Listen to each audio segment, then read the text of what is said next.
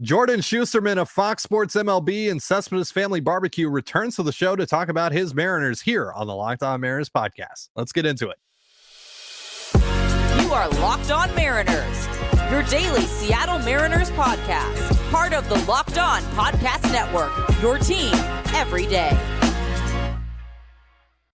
Ahoy, sailors. It is Thursday, September 14th, 2023. This is Teddy Gonzalez for the Locked On Mariners podcast, brought to you by Jace Medical. Empower yourself when you purchase a Jace case, providing you with a personal supply of 5 antibiotics that treat 50-plus infections. Get yours today at jacemedical.com. That's Jase medical.com. Thank you so much for making us your first listen. Subscribe, like, and turn on alerts if you're watching on YouTube, or subscribe and leave a 5-star review on your preferred podcast platform if you like what you hear. And if you're part of the crew and rock with us every single day, let us know in the comments below. We'd love to hear from you. And if you want to hear from us even more, please consider signing up for our Patreon. You can now get a free 7-day trial to check out the show. The link, as well as our social accounts, is in the description of this episode. Now, we haven't had a guest on in a while, and the Mariners are in the heat of a playoff race after all. So I wanted to change that. And, with Seattle getting a much day off, I felt there was no better time to get Jordan Shusterman, Céspedes Family BBQ, and FOX Sports MLB, of course, who just so happens to be a big-time Mariners fan, talk about where this team is right now, what his expectations are the rest of the way, George Kirby's comments last Friday, and a whole lot more. So enjoy. Joining me today is one half of the Céspedes Family BBQ duo and a fantastic writer over at FOX Sports MLB. You can catch his podcast with Jake Mintz, the Baseball Barbiecast, wherever you get your podcasts. It's Jordan Shusterman, everyone. Welcome back, Jordan. Oh, thank you so much for having me back on. Always a pleasure. This is an off day. Do you remember what an off day feels like? They've played, 500 games days ago? Yeah. So it felt. Yeah, give or take for sure. Sweet relief. Yeah. Meanwhile, the Astros are getting every Thursday off this month because that's totally fair. Yeah, there's been some strange scheduling issues. I mean, you can come up with all kinds of nefarious conspiracies. I don't really care to do that, but it's not even really just like the lack of off days. I'm still, I got to see the Mariners in Cincinnati last week a couple times, which was fun. But we were marveling ahead of this road trip because they were still in the middle of it. The game on Sunday and then playing on Monday across flying cross country. Yeah. Was one of the more ridiculous. That was like, but here's the thing, like, I don't love doing scheduling discourse because I feel like that's what the NBA is. Right. The NBA is just like complaining about back-to-backs and all kinds of rest stuff. It's like, this is baseball. This is the beauty of it, is that we have it every day. It's so weird though. There's so many quirks with it. It's like, There was that road trip where I think they went to Minnesota, Arizona, Anaheim, and it's like, all right, go to Minnesota first, then Anaheim, then Arizona. But it was like, no, Minnesota, Arizona, Anaheim, back home for 3 games, then back on the road. Like, what?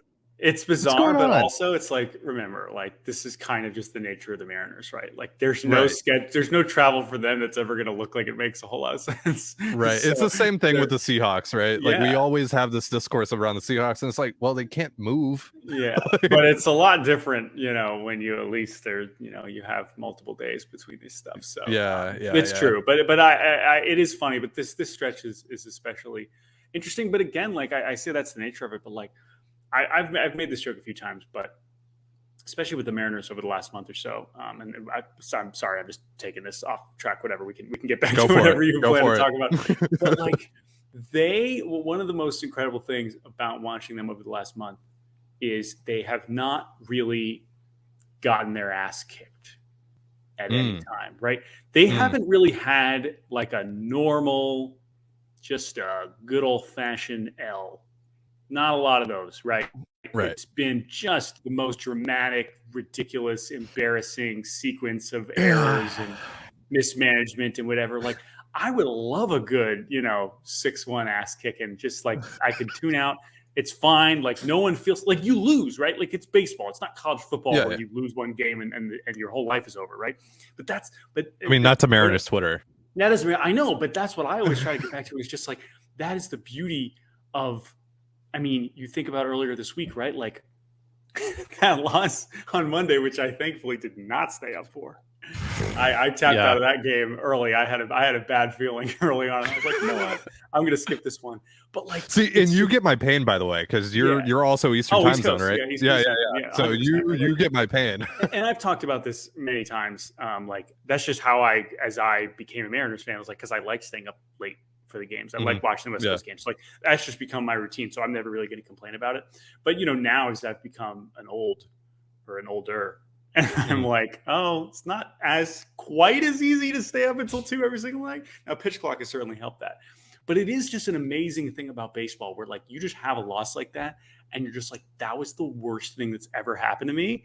And then you're like, simultaneously, you're like, oh my God, they have to play again tomorrow. Like, I need more time to process this. And then at the same time, it's like, that's the best part is that they can go out the next day and just kick the Angels' ass because they're the better team.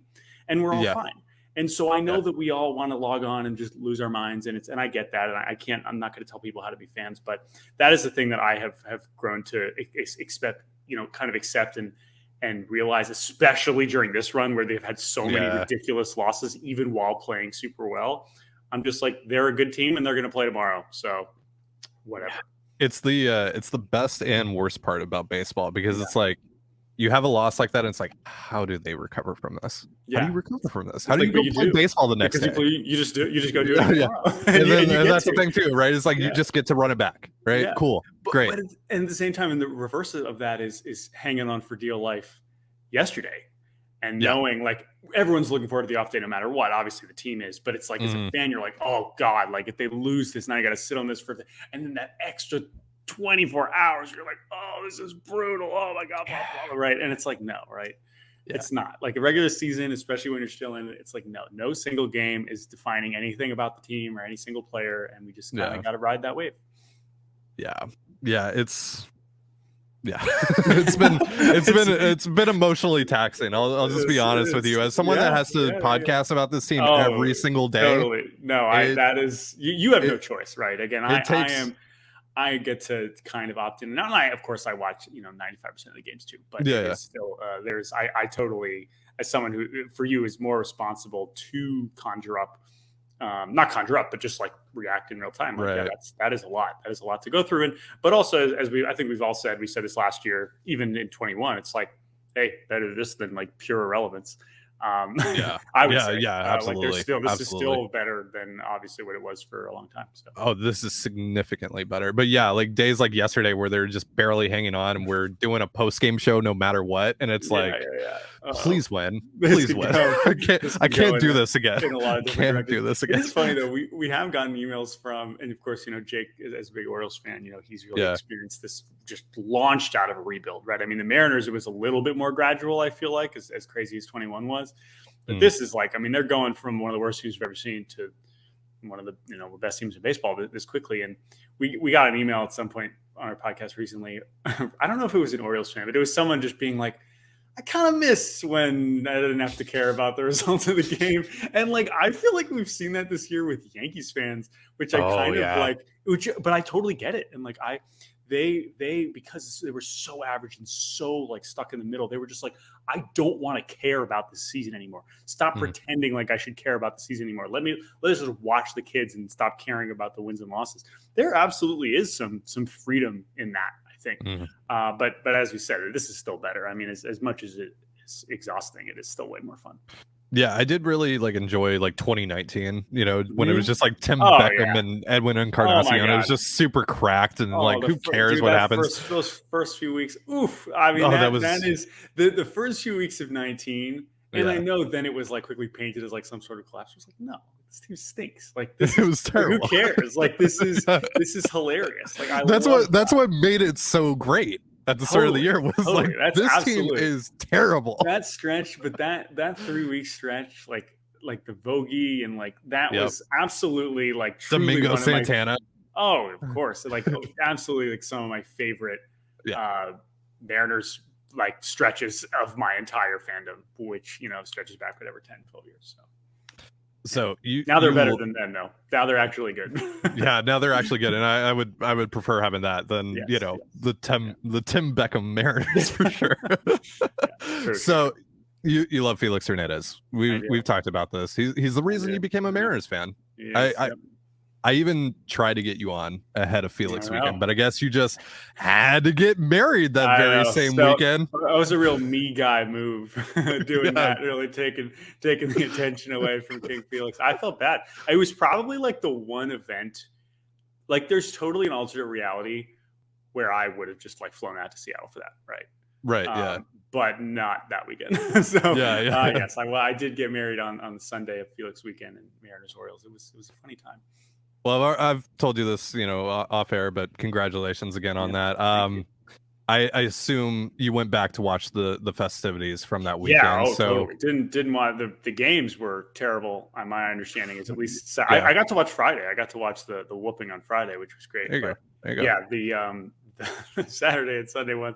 But no, of course I watched the speeches and all that stuff. I mean, whatever. I obviously eat that stuff up because Felix is so important to me. And I mentioned this on our podcast after All-Star, but I'll mention it here. Like I got to meet Felix for the first time in Seattle. My God. Yeah. So and it was very, very. I could just retell the story again now, just because it was. Go for it. Yeah. But So it was before the Futures game. So lucky enough to cover however many All-Star games now, the last however many years, and Futures game, one of my favorite events.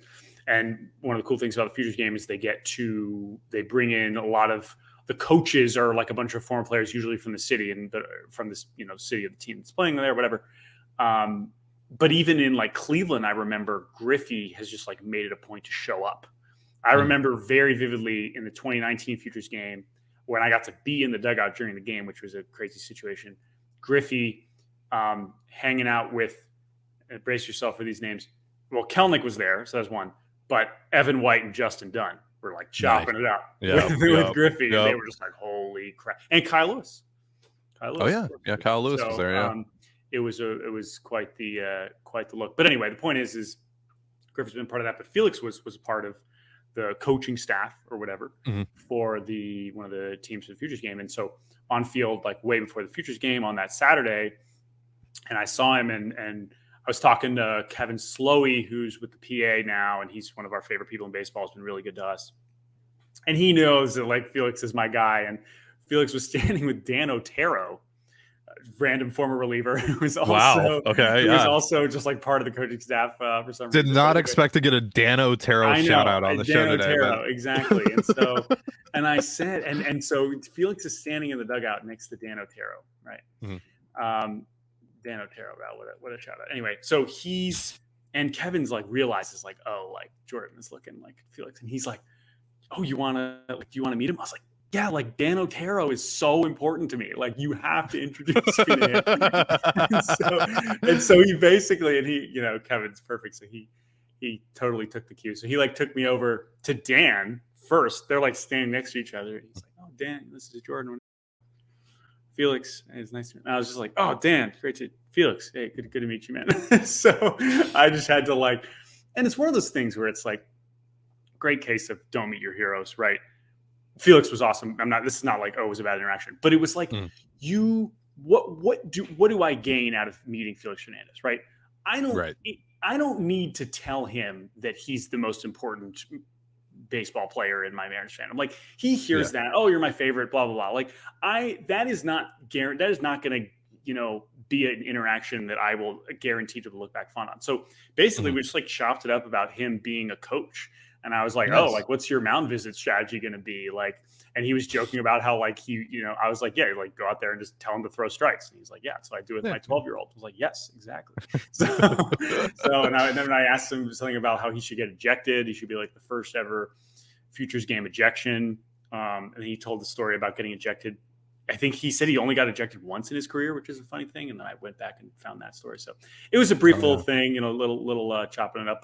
And then it was like, you know what? I'm not going to overstay my welcome. I was like, Felix, great to meet you. And I was like, all right, have a good one. Nice to meet you. So it was, it's amazing. I mean, it was amazing. It was very cool. And maybe I'll run into him again soon. But everything watching from all that was so cool. And I'm glad he had that moment, because I know that we've certainly had some kind of unceremonious exits from the organization for a few players recently. And we don't have to debate whose fault all that stuff is, but it was cool to see Felix kind of get his due. It was very fun. Yeah, that was awesome. It's really nice to see that relationship at least be mended to a certain point, and hopefully that happens with Kyle Seager eventually. Yeah, we'll see how that goes. Yeah, for sure. And I think it's much easier with Felix, where not that Kyle Seager isn't, of course, one of the best players in franchise history, so he deserves all the love too. But like, if your ownership, like even strictly from maybe this is a cynical view, but like, how could you possibly botch that? Like if your ownership, like it's such a layup to just figure this out and do it. So yeah. Also, like, this is kind of a depressing question, but like, is he the youngest person to be inducted into a team's Hall of Fame? Like actively, you know what I mean? That's a question for Alex Mayer. It is a question for Alex Mayer or like Sarah Langs or something. Like and I remember thinking that at the time, but like I don't know. That felt not that I'm glad they did it. It was like this great. Yeah, amazing. But anyway, so that's amazing. I actually totally forgot that you met him, but I did see that on Twitter. So that's incredible. So he's now in the Mariners Hall of Fame, but what about the actual Hall of Fame? Do you think he'll get there?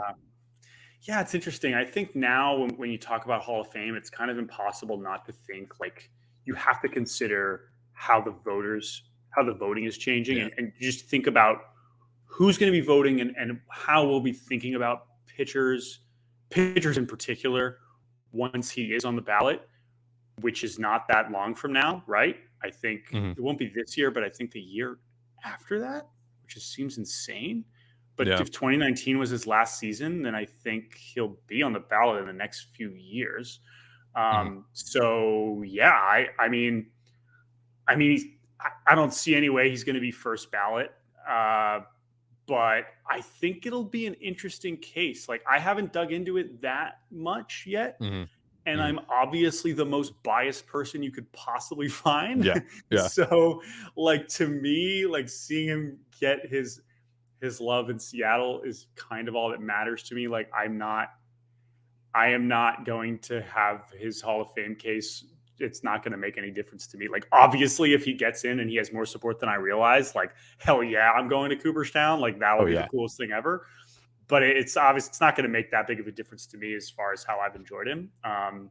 But it's going to be a really interesting case for sure. Because he was one of the 3 best pitchers in the league for 6 years, and not a lot of longevity, but also a lot of longevity because he started when he was 19. And so you kind of, once you factor that in and you realize how many miles he had on before, like, having your prime end when you're 30 is not usually a good sign for getting into the Hall of Fame, but he has a lot of other things in his favor. More from my conversation with Jordan Shusterman in just a moment, but first, a reminder, this episode of the Locked On Mariners podcast is brought to you by eBay Motors. Passion, drive, and patience. What brings home the winning trophy is also what keeps your ride or die alive. eBay Motors has everything you need to maintain your vehicle and level it up to peak performance. From superchargers, roof racks, exhaust kits, LED headlights, and more. Whether you're into speed, power, or style, eBay Motors has got you covered. With over 122 million parts for your number one ride or die, you'll always find exactly what you're looking for. And with eBay Guaranteed Fit, your part is guaranteed to fit your ride every time or your money back. Because with eBay Motors, you're burning rubber, not cash. With all the parts you need at the prices you want, it's easy to turn your car into the MVP and bring home that win. Keep your ride or die alive at ebay.com/motors. eBay Guaranteed Fit, only available to U.S. customers, eligible items only, exclusions apply. You're listening to the Locked On Mariners podcast. I'm here with Jordan Shusterman of Céspedes Family BBQ and FOX Sports MLB. So, this Mariners team, they were so painfully mediocre in the first half. Then they exploded. The most mid team of all time. Yeah. And now they've cooled off again. Like I said, I cover this team every single day, and I still don't have a great answer for what I'm about to ask you. But who do you think this team really is at the end of the day? Yeah, I think that it's becoming harder to answer that because I actually did feel like I had a good sense. And now that the pitching has started to wear down, and and we're kind of relying more on the offense, that it's like, I don't know what this is. And so I think that the question has actually become harder in the recent weeks, not just because they've struggled, but because of how they've been winning.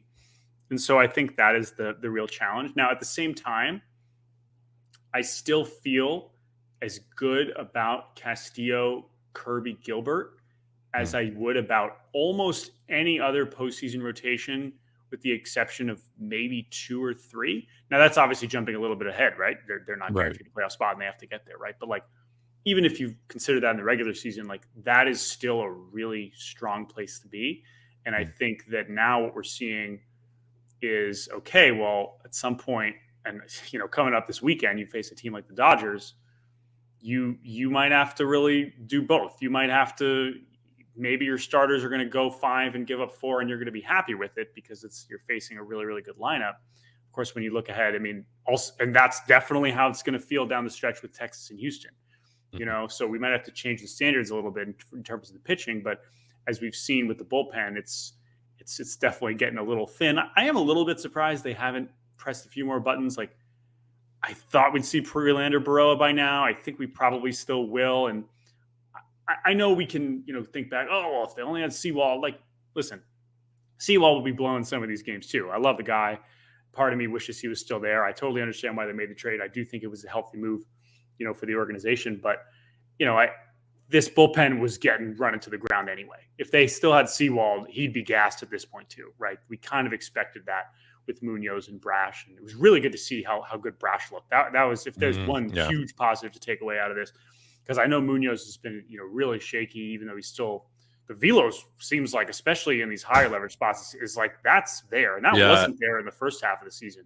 It wasn't even there like 3 outings ago, really. Like, he has the left hip issue in Tampa, right? And then he comes back the last 2 outings, he's throwing 101 consistently. And like, it's hard to complain when he's throwing 98, but like, that's the standard he's kind of set, right? And so, but I think that if they found a way, and what Wu did was just so huge, and I think he's just going to be a fascinating guy to watch over these last few weeks, and obviously Bryce Miller as well. So I don't know. Like, I think in one way it's weirder because the bullpen is tired and not as reliable, but the offense is maybe better than we expected. And so that is an undeniable positive to see that they actually maybe can score with some of these best teams when everybody's clicking. And for as much as we want to talk about the Sewald trade, I mean, keeping Teo is that's just such a massive decision that they made, right? And I think, how much credit do you want to give that? Oh, maybe they were really wanted to do it and they didn't get what they offered. Whatever the reason, I think that it's just been a huge thing. And I felt that at the time. And I think Ken Rosenthal just had a note about him and how comfortable he's kind of felt after the trade deadline, how much it was weighing on him to have to think about just having to move. And I think that's such a real thing. We think about all this so much focused on baseball terms and, why does he want to go there? And there was a lot of discourse with Eduardo Rodriguez. Like, what the hell? Why do you want to stay with the Tigers? Why don't you want to go to the Dodgers? And of course, every situation is different, but it's like, getting trades got to be crazy, right? Let alone being traded and immediately being expected to be an important part of another team and all these different moving, all these things, whatever. He's got a family, all these things. So it's not surprising to see Teo, who was already capable of getting so hot. He did it in June, right? We saw that also. Like, I think that's just been massive. And now we've seen versions of this lineup where it's like, oh yeah, like this is kind of what the front office was clearly envisioning. There's still flaws for sure, but you can see it's like, no, like that actually can be a pretty good lineup. Yeah, like peak Teo. Like, I live in Toronto, right? I've seen Teo a lot in person. Like, I know what he can be, and like I envisioned that with the Mariners even before they traded for him. I pounded the table for him. They actually did it, and I was just over the moon about it. I'm like, dude, this is going to be sick. And then it wasn't. It wasn't for like the first half. It wasn't. So, but now you get kind of peak Teo, right? You see what that can be in this lineup, especially when Julio is doing what Julio's doing. JP's obviously having a career year. Like, this offense has the potential to be very, very good and very, very fun. Yeah. And obviously, Cal Raleigh's been a huge part of that as well over the last month or so. But that's the thing with Teo is like, that's what he did last year too. He sucked in April last year and he kind of heated up after that. So I was always going to be kind of patient. And I think that it was exacerbated by the fact that it's similar to Suarez. When it's bad, it's really bad, right? Yeah. And it's the kind of at bat that is not pleasant to watch, right? Mm-hmm. It is there is no Z being seed, as the sure. front office would say. That is not happening, right? He's going up there to swing, but man, when it's working, he's an impact player. And I've said this a few times, like, he's just an upgrade over Mitch. Like, he is. Like, there's not absolutely. He was at the time, and I think that it was easy to look at. There's not plenty of reasons to criticize the offseason otherwise. I totally agree with that. But just, it was amidst the criticism of the offseason, there was a lot of flippant, like, oh, and then they just swapped him for him. It's like, no, like, Teo can be better, and he plays. So I love Mitch Haniger. He's, of course, an extremely important Mariner. I wish him the best. But like, that was an upgrade at the time, and it has proven to be that. And it's been a huge, I mean, without him, he's been right there, probably their third most important hitter.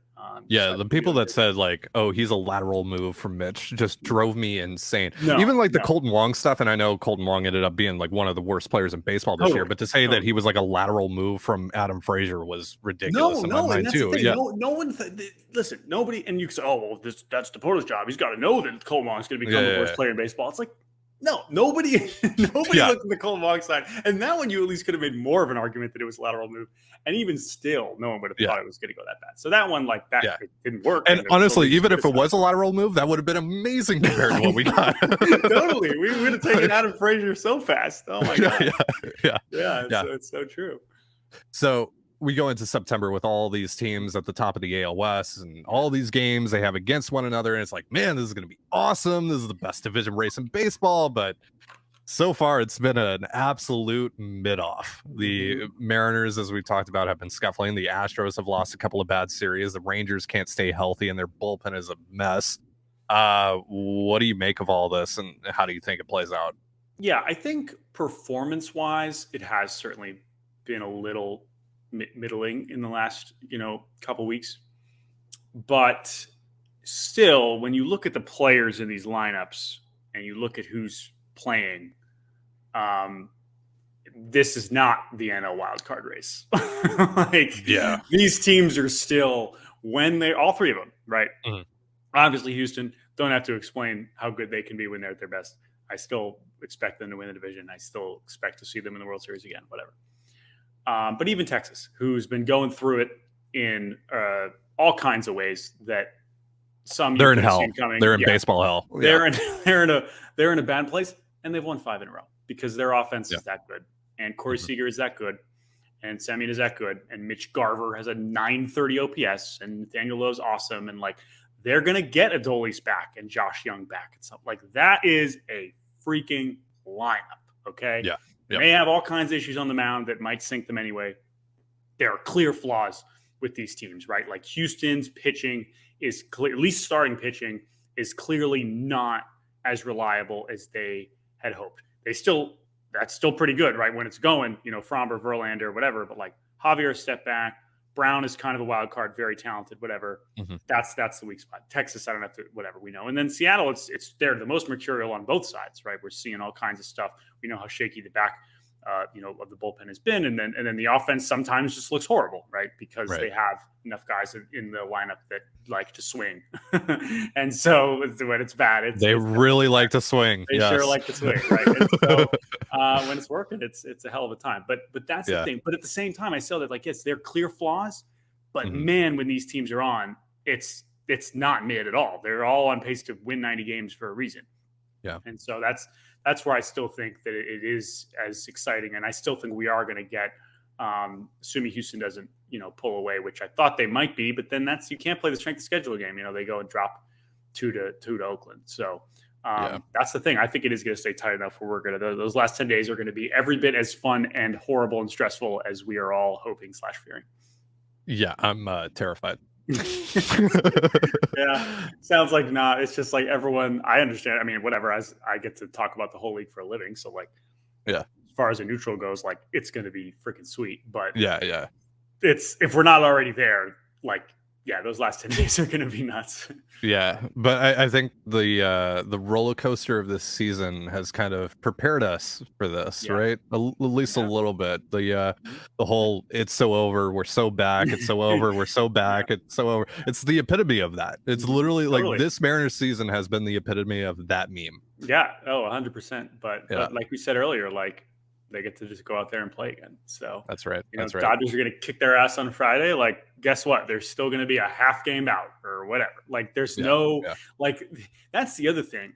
The Mariners, when they won on Tuesday, right? They avoided a 5-game losing streak, which they haven't had the whole season, right? 4 is the longest losing streak. And I believe I meant to check this, but I believe they are one of just a few teams that has not lost 5 in a row, right? And so really hasn't gotten that's what the pitching affords you. Like when you're pitching is that when you have those 3 guys who've been there the whole season, at some point one of them's and they're going to pitch every 5 days. Like one of them's going to be awesome and you're going to win. And so that has just been such, I mean, the fact as painful as all the 500, all the mediocrity was, like better than where the Padres ended up, like there's other teams that just went in the toilet and just spiraled and their season was done before they even had a chance to climb out of it. So they always had a chance to kind of be in the mix at this stage. And now here they are. More from my conversation with Jordan Shusterman in just a moment. But first, a reminder, this episode of the Locked On Mariners podcast is brought to you by Jase Medical. Modern medical care and treatment are important, but our global supply chains are fragile. Things like pandemics, natural disasters, and foreign travel may cut you off from the treatment you need. Jase Medical is your solution for that. Just fill out our online form, and one of our board-certified physicians will review it to determine whether medications are safe and appropriate. Then they will send your prescriptions to one of our partner pharmacies where your Jase order will be filled and mailed directly to your home. Everyone should feel empowered to care for themselves and their loved ones during the unexpected. That's why Jase Medical offers the Jase case. Save more than $360 by getting these life-saving antibiotics with Jase Medical, plus an additional $20 off by using the promo code LOCKEDON at checkout on jasemedical.com.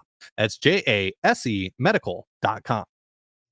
You're listening to the Locked On Mariners podcast. I'm here with Jordan Shusterman of Céspedes Family BBQ and FOX Sports MLB. Jordan, the Mariners get into the postseason. What do you think has to happen in order for them to get to their very first World Series? Oh boy. Okay, so we're jumping ahead. Let's do that. Get in. Yeah. I mean, honestly, like,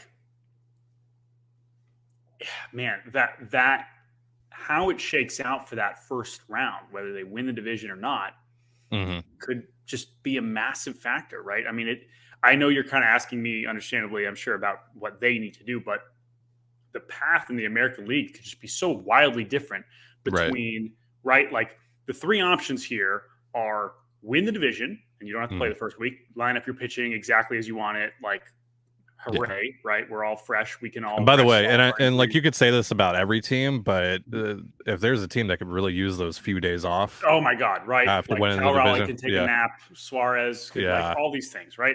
So like that's option 1, right? Option 2 is you get the second wild card and you have to go to Tampa Bay. No fun, not a good time. Or Baltimore, right? Okay, Tampa Bay or Baltimore. Tampa Bay, well, I think would really be like maybe worst case scenario.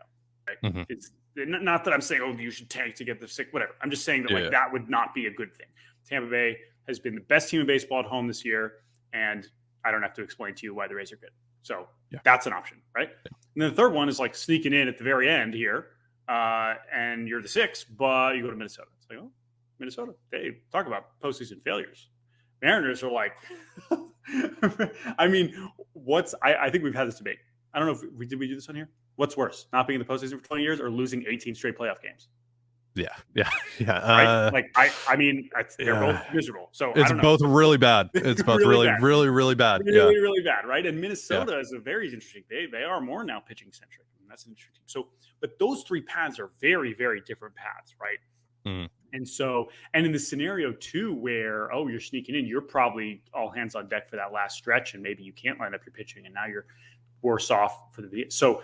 That's where it does feel like the stakes of winning the division are just so massive. Whereas if they can actually do that, I do think they're in excellent position to go on a real run. I really do. If they can win the division, like that is, and if they do or not, the funny thing about it is, when you're talking about at the beginning of the season, it's like, yeah, duh, if they win the division, it's easier. Like that will mean they're one of the best teams. But at this point, we know these three teams are so close together in caliber, right?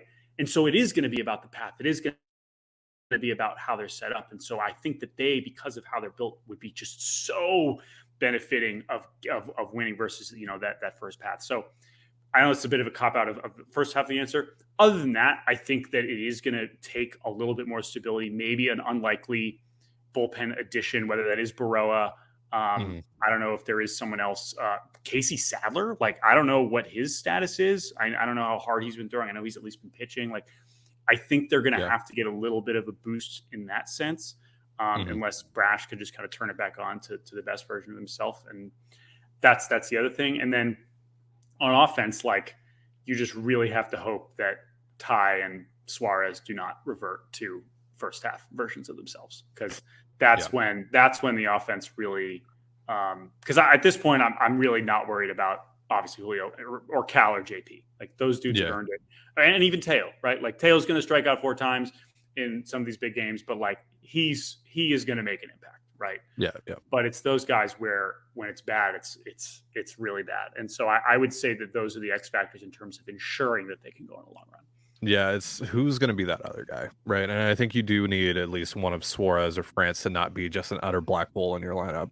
Yeah, and if they are, if they are, then you're going to need like Josh Rojas. You're going to need someone like that to just randomly pop.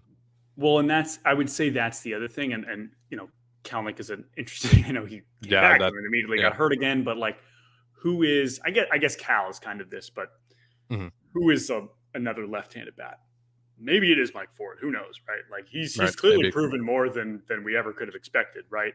I know you have other switch hitters like Haggerty, but that would be your Canzone. Like, that's another thing where you could kind of see it feeling like they need something there offensively. I will say that, Suarez and France, who were so many, like, Gino had a pretty good run there where he was obviously dry, had that crazy RBI streak. Like, I don't want to lump them together too much. Like, Ty's been, I think, by far a bigger disappointment this year, whereas I think Suarez, especially when you consider how good he's been defensively. Well, that's what I was going to say, right? Is like, at least he is valuable defensively at a much more important spot than France. So exactly. And so I understand looking at Gino's offensive numbers and being like, wow, like, what a letdown. But like, also just consider how freaking incredible he was last year offensively in a way that was maybe above what even the most optimistic people were expecting.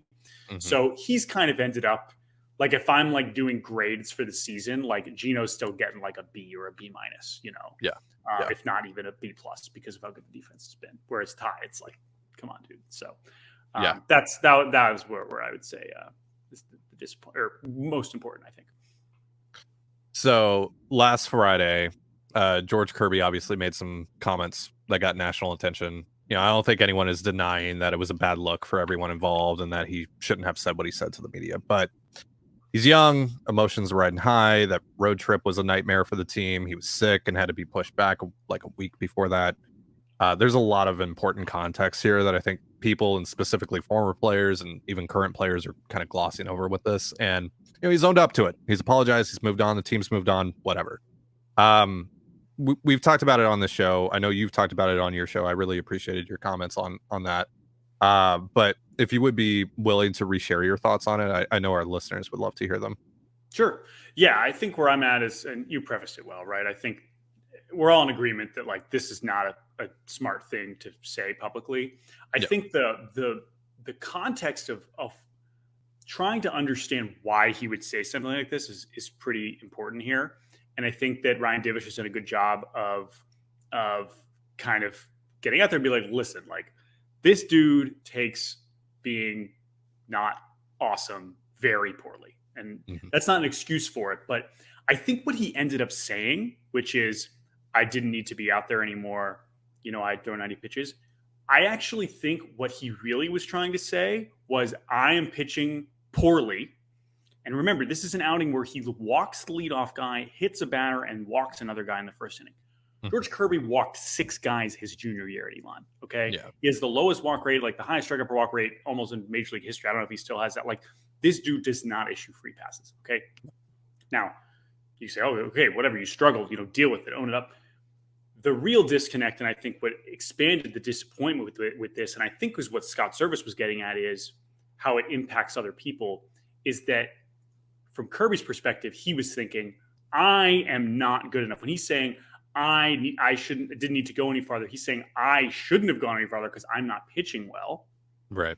But the problem, as we all know, part of this road trip is everyone's gassed. And so they were obviously going to ask Kirby to go through the bottom of the order. And the home run he gave up was to the 9-hitter Pinto, right?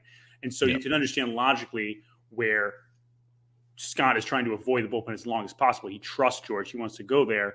George is thinking, I'm not pitching well, like, get me out of here, which everyone piles on and says, loser mentality, you got to be out there all the time. But I think credit to George for being like, I was not very good. Now, that's not what he said, right? What he said, it made it sound like, and the people reading his quotes made it sound like I did my job. I don't have to do anymore. Yeah, but truly, it was the opposite. Yeah, it reads like he's throwing Scott under the bus, like he's outwardly pointing the finger. You know, and I think that there is like a little bit of that, right? Because like he probably doesn't make these comments if he throws a scoreless 7th. No, right? No, like he's not saying that. Exactly. He's frustrated on many levels, and the way that it impacts the others is that the bullpen was taxed, and like in that sense, it is his job to go as deep into the game as possible. Like that, I do sort of agree with, right? That doesn't mean that he's soft for saying this and whatever. Right. But like, I understand that from Scott's perspective. I understand that from a game planning perspective, and that where it does become problematic when you are questioning the manager and questioning the overall strategy of the team. So that's the problem. Right. But if you're questioning his character, I mean, and I trust that Mariners fans do not need to have that explained to them. No. Just my issue with it was just it felt like kind of a betrayal of the culture that Scott Service has cultivated there. Like he's never thrown players under the bus. Like say what you want about him, but that's never been something that he's done. Like he won't even bench guys if they make like a boneheaded decision on the base pass or whatever, where it seems like pretty clear like maybe you should do that. And then he like whatever he's done disciplinary wise like is behind closed doors. Yeah. And so for George to say that, I just felt like that was kind of like stepping out of what the Mariners are about. And so that was where my issue was with that. But again, you know, him owning up to it. And also the thing that we need to keep in mind here as fans is these guys, they're doing these post-game interviews like 10 minutes after the game. Emotions cannot be higher. The pitchers, like it's, and I don't know what the correct way to do it is, and you know I've experienced this now as someone who's in clubhouses more often. Like it's just kind of how it works, and some guys handle it more than others. And again, the other point I made is that like, was this a mistake for him to say? Yes, but I think it sparked an interesting conversation. Like truly, right? Yeah. Most of the discourse, the piling on, like that was not interesting because I think that was just misguided and lazy and whatever. And I don't care to hear from those people. But like it kind of revealed something in a way that like was interesting. In the way that he was thinking. So for that, I guess I'm thankful, but obviously it was at least a bit of a mess. Right. Like, yeah, I think Evan Drellich said it is like, you know, do you want these guys to just to lie to you? Right. And like, I get that. I think most of the time. Yeah. I think in that particular instance, the only thing I would say is I would like for him to be more honest, but to also be like, you know, but that's on me. I have to perform still. I have to execute, et cetera, et cetera, et cetera. Instead of just being like, I wish I wasn't out there. But again, it's like 10 minutes after the game. He's not going to be able to word everything appropriately. He's 25 years old. Like it happens. It happens. I'm not questioning his character. I'm not questioning his competitive nature. It's ridiculous. And the people that are questioning that too, like the former players, like, come on. And listen, none of us should be taking anything we see on Twitter too seriously in terms of the replies and stuff. And I'm ignoring the former players. But like the people that are like not just questioning it, but being like, he doesn't deserve for this team. He doesn't want. I'm like, okay, would you rather see Darren McCacken pitch on Friday against the I'm like, with respect to whoever the next guy up is, no thank you. Like I would like George Kirby to keep pitching. And here comes Adam Muller. Like we have to really teach George a lesson by, you know, calling up. You know, Sam Carlson to make his major league debut in an opener role. I'm like, all right, sounds good. Anyway, again, why would I take any of those comments seriously? But anyway, so it is funny to see though, and especially for, you know, for us as podcasters, and even for me as, you know, someone that has to be, you know, very involved in the community. Like it is like it does get annoying at times, right? And sometimes you do have to kind of address it. Yeah. So JP is obviously having a career year, like we talked about.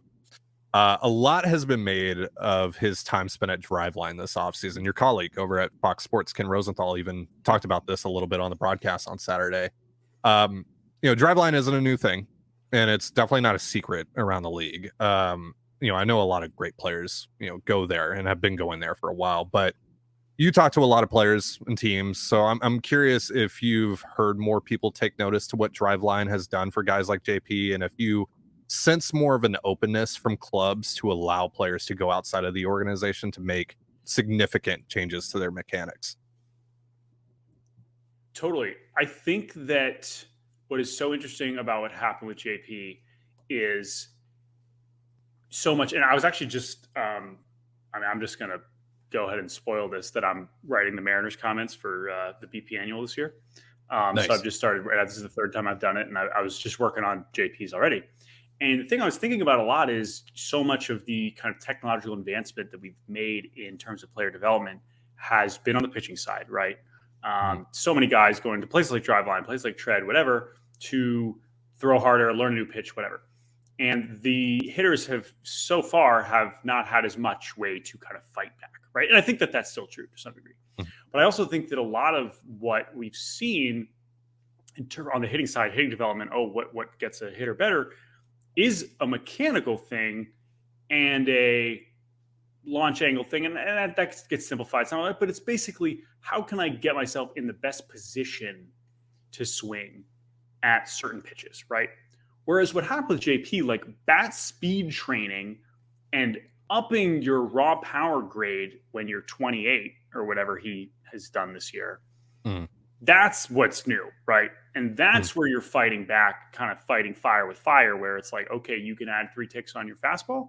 I can add three ticks of average exit velocity. And that's a huge deal. Now, that's not going to be a huge deal for every player, but JP's the perfect guy to do this because so many of the other skills are already in place, right? I mean, he has already demonstrated like elite plate discipline, not just the walks, but the chase rate and everything, right? And so if you give him even a tick of power more, I mean, you see it, right? I mean, it's not, it is just, the gains are just incredible, and credit to him for kind of recognizing how much of a difference it can make on top of everything else that he offers. So, there are some players where the bat speed, this is clearly not going to be possible for every player, but this is what I'm most interested in. This is the element that I'm fascinated by. Who are the other players that kind of have this kind of profile where it's like, oh man, if they could get the bat speed up more. Baseball America just came out with a fascinating story on bat speed, and because I know MLB's now been tracking bat speed more, and I was going to talk about this on the Barbercast tomorrow, actually. It's really interesting to see the guys. It's like some guys, it's like, listen, Franchy Cordero, top 3 bat speed in the league, doesn't need more bat speed, right? Needs to learn how to not swing at bad pitches, right? But then there's some other guys, it's like they're seeing the Z, right? They're controlling the zone already. We get them a little bit more juice, and it's a huge deal. So as for specific players, other guys, like I haven't asked around specifically about that kind of thing, but absolutely. I mean, it's only natural that we're seeing more advancements on the hitting side, and I'm excited to see what else those look like, because JP's, I mean, certainly one of the most extreme examples in this kind of way. Well, and I'm going to assume that there are going to be more Mariners attending Driveline this offseason, so I'm interested to see how that impacts them specifically as well. Speaking of JP, he's clearly the captain of the Mariners. I think if you ask Jerry DiPoto and Scott Service what the ideal Mariner looks like, it would be him to a T. Totally. I know this is kind of a silly question, but I wanted to ask you because I think you would appreciate it. Should JP get the C on his chest, and should captains in baseball be a more publicly recognized thing? Because I think it would be cool. And, we've seen it recently with Salvi Perez. Yeah, and then Judge, right? People lost their mind over. They were like, "That's why he's back, because they gave him the captain." It's like, no, it's because they gave him, 9 years and $1 bajillion. But I hear you. I do think that it could become something. I mean, I'll be honest, that's something I've thought a ton about or cared that much about. And JP would be a fascinating example there, right? Because Judge and Salvi, it's like, duh. Yeah. But I don't think that the average person knows that JP's the guy. Right. They think it's. I don't think that the new which it's not like I'm sure. It's not. I'm sure there's Mariners fans. Yeah, I'm sure Mariners fans think that it's Julio as well. Like some at least. And that's the thing. It's not like Julio's the wrong answer. Yeah. So it's one of those things where like I think internally, I'm sure every organization, every franchise, every clubhouse, and the group of players would respond to it differently. And so it's hard to say how much of an impact or how much of a boost it would give, or like what would really be the net positive part of that. Not that certain players haven't earned that. And I think that if it was like uniform across baseball, where there had to be a captain, where the way that I think it is in football, right? Yeah, in football. There are a couple in hockey, right? Like, and it kind of is in hockey. I mean, like, I'm new to hockey, right? I started watching hockey after the Kraken became a thing, so I'm still learning myself. I truly don't know. The Kraken didn't have a captain this year, but they had 3 like alternate captains or whatever, like with the A on their chest. Right, and they have a few, and the college teams have multiple captains, so it's not even like. So that's the thing. So if it was like uniform and like every team had to pick one, I think they probably would pick JP, right? Yeah. But like going out of your way to do it, I don't think really matters that much. No. But maybe he could. I guess he could get there in some form. I mean, that's the cool thing. That's the other thing about JP is like, holy crap, what an extension. Yeah, right. My God, right? I mean, that's the other thing in terms of like credit to him to do that, because he had already signed the extension, he had gotten paid. And I know it's not a lifetime, and he could still be, a free agent after 2025, whatever. But like he got his money, and then he still went to work. That is just not the case with every player. It is just not. And so that I think is another reason to really give him credit. Well, and credit to Jerry DiPoto and Justin Hollander for sticking by him, right? I mean, they've had multiple opportunities here to upgrade, to spend a lot of money on these guys, and really the only guy that they missed on that I think you're like really like, oh man, I maybe wish they had that one back is Marcus Semien. Oh my God, but like he's truly the only one, and like when I've talked about it with so many Mariners people, like that's the one that still stings for a lot of reasons. But yeah, I mean, you look at him compared to this, and I know like Trey Turner's amazing. Yeah, of course it'd be cool to have Trey Turner, but like realistically, like I think that they were totally that is an undeniable dub for the DiPoto front office. Well, and I mean, even up until like recently, Trey Turner was pretty mediocre. Oh So and that's still what the hell is he when he's 37? Who knows? But that doesn't mean you shouldn't sign guys. No, absolutely not. Excuse for not spending more money and all these things, but like but trusting JP to become the shortstop is that you just can't complain about that at all. It has been a huge success. 100%. Jordan, I want to thank you for your time. It's always great to sit down with you. Let our listeners know what you got going on, where they can find your work, all that good stuff. Sure. So if you want my Mariners tweets only, J_Shusterman_, which you can see there on the YouTube if you're watching a video. But yeah, FoxSports.com, the MLB tab. You can follow my stuff on there. I usually got a couple things coming every week, and postseason, definitely. I expect to be doing some traveling in the postseason, maybe for the Mariners. Who's to say? That would be really cool. Are you coming north of the border potentially? That would be, I haven't thought about that. That would be very cool too. I do not know yet.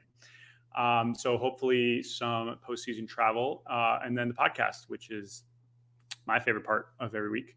Monday, Wednesday, Friday, baseball, Barbacast, Sirius XM Podcast Network. And in the postseason, we go more often than that. So once we get to the CS, we're basically going every day.